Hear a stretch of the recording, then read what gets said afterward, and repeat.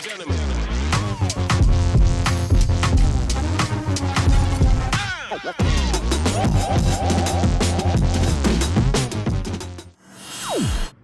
Hey everybody, today we're going to do something more fun. We're going to actually have an unpacking video. It's been a while. And this is from GT4-Play in the UK, which has a lot of parts for my GT4. And if you've been following my channel for a while, you know I have some kinks and problems when it comes to ignition problems right now, which I think I figured out. It turns out my new ignition coil wasn't doing what it was supposed to do. So I had to rip that one off, put back my old one, as you can see here. And the bastard is laying on the dashboard, which turns out to be a Chinese copy from what we can gather. So we'll see in another video when I try to talk with the vendor that sold me this, also from the UK. But hopefully GT4-Play, which has been in the market for quite some while now, supplying people like me, will have the parts that I need. So we'll see what I actually ordered. All right, so let's see what I have.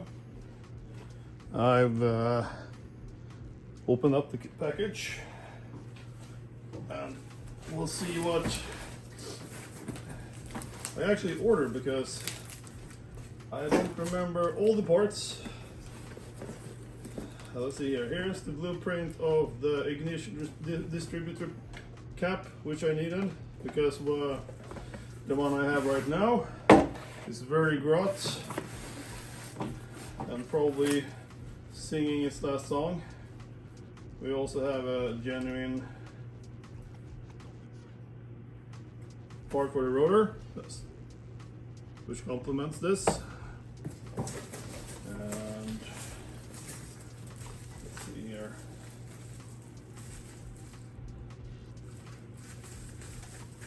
I don't know what this is. Let's see. I think it could be.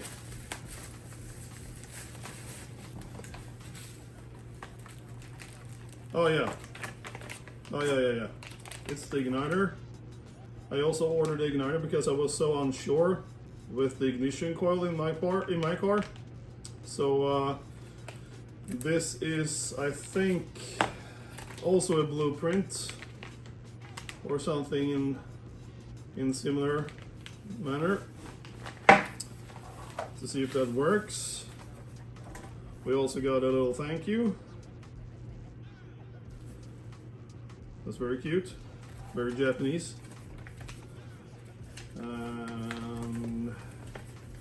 Inventory. Let's see, here's the seals I also needed.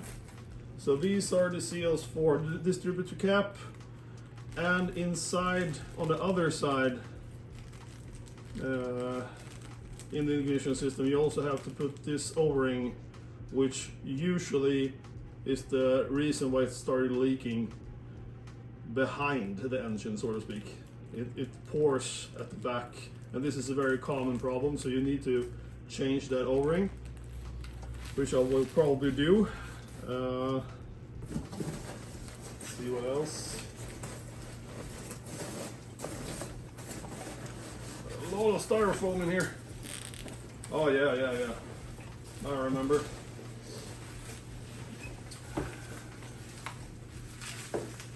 I also ordered this brace for the front of the engine, because I have on the back of the car. So I need to check that out, how that looks. And I can't see. Oh, maybe there's some more here. Yeah, there we go. I also realized that I don't have any transmission oil reserves in case something happens with the car. So Motril, very good brand, stands the test of time. So that's good in case I need to just refill if something happens, because if you drive an old veteran car that I do and other people do, seals and the O-rings and stuff like that starts to give up, and you need to have some reserve fluids in your car, so that will complement even more. So I'll start opening up the smaller packages and see what we got. All right, let's get to it. So, distributor cap, which is exactly the right version from what I can gather. Checking out all the pins and everything, it looks just as it should be. And yep, socket connections are correct. The only thing that's a bit off when comparing to my other ignition coil, I mean distributor cap, is that the pins here are the pins in the lower part here, they're sticking out, but on the upper part they are not. I don't know if this is something standard for these, because this is the second one I see. So these are ordered and they are specialists, so this should be correct. But everything else looks exactly like it should. So we'll see. And the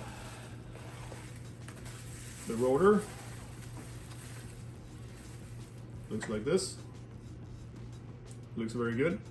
And it also has this very thin layer of some material that helps the ignition, which returns inside of the distributor cap and sorts all the sparks inside. This was very grot on my car, and it had a lot of varnish on it from years of punishing the engine, which I just filed down and everything works better now. But that thing there is the whole purpose of the rotor, basically. It makes the whole difference, I've heard. So hopefully that is going to make the engine run even better. So we'll save that into the next repair. And I also had, as I said before, the igniter. And the igniter in my part is very small, just like this one. And it looks, well, it looks kind of, to be honest, it looks refurbished. Even the paint on it looks something like I would do, because it doesn't look like fabricated in an industry or some kind. It looks kind of homemade, but we'll see. I just bought that as a reserve because I didn't know my problems. And an HKS radiator cap, because my radiator cap looks like shit. I don't think it doesn't even do anything anymore. So this is going to put on as well. And the big thingy, the strut bar brace for the engine compartment, which is retractable, as you can see here. So you can do everything with it.